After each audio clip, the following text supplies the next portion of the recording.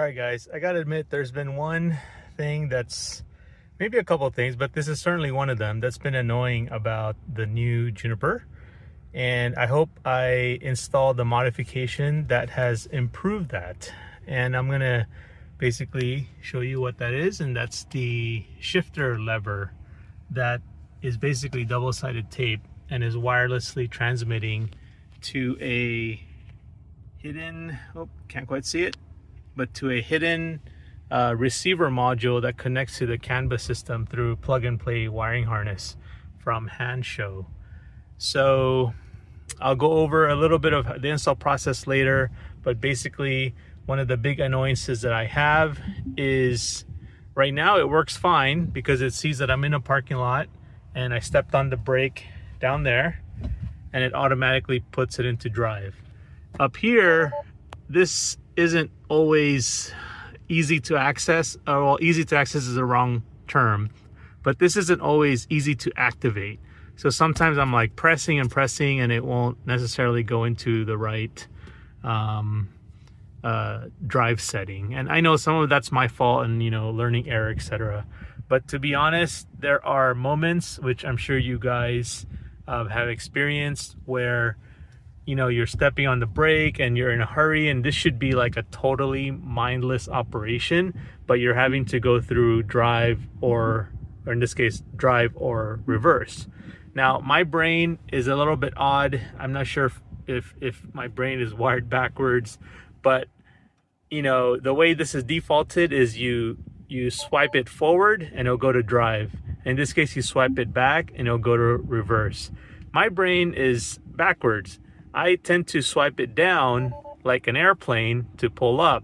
So I tend to want to go drive and I'm thinking, oh, okay, it's in drive, and I step on the gas and the car goes backwards. And to me, you know, in those moments where you're not really thinking about, you're not really thinking much about anything, then you realize those are moderately startling moments.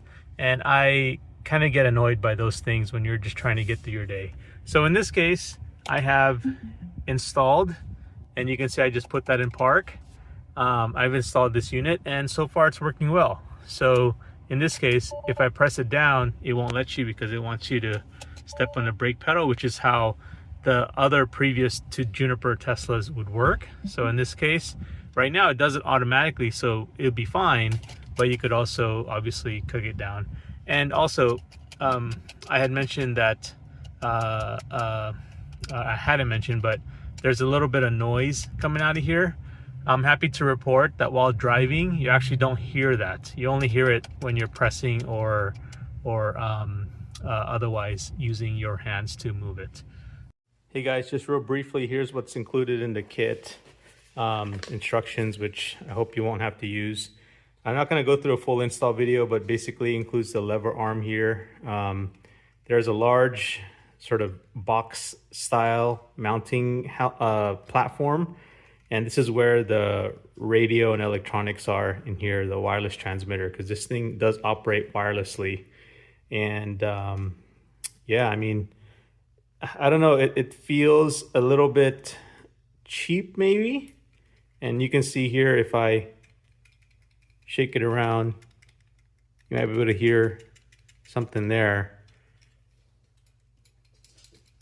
So anyway, we'll see how it goes. That's that. It does include a USB charging cable, which is interesting. 120 focus 120 watt cable, which is pretty beefy. By the way, it does take a USB-C charging port right there, which you might want to charge this before you put it in, because I noticed that it did take a few hours to fully charge. There's an LED light. I'm sorry for the focus, guys. I don't know what's up with that. There's an LED light right there where my thumb is, which turns green when it's fully charged and red when it's charging. So I just stuck this on a charger. I didn't want to deal with, you know, having the wire come out in the car and all that stuff. So I just stuck it in a charger before I put on. Eventually you're gonna have to recharge it again while it's already double-sided tape into the car. Comes with a panel popper. I really don't suggest using this. I used one from a previous installation and this thing is strong. I would suggest personally just use rubbing alcohol. and it comes with a wire harness. So I've already installed the radio transmitter, which is this little box here. And this basically gets power, I believe, from this small one, which is the power plug. And this goes right into the car. It's all plug and play, which is actually super cool that they do that. And I'm gonna guess that this is going to transmit. So what this does is it transmits the signal for reverse, drive, and park as you move the lever, obviously, which I can't do with one hand. It transmits it to this little receiver, and then this receiver sends it through CAN bus signal into the car. So I've had one of their old products before, and just something to keep in mind that the CAN bus signal here is only as good as Tesla maintains it to be. So they obviously have the right to change their CAN bus coding any which way they want. So if they do that, some or all of the functionality that this has or that this provides may not work. So just keep that in mind. It's happened to me with other CAN bus style hand show and other products before, where they'd have to update this, and I don't see any connections for a USB port to update it. So I don't think this is updatable. Anyway, that's what's in the box. So when attaching the lever, you actually want to kind of balance it out with the one on the left side. So, you know, play with it, take some time to position it where you want it. It is a little bit shorter, so it's not quite exactly the same. That's the right side, this is the left side, but it does a good enough job. So I'm probably gonna put it right there, okay?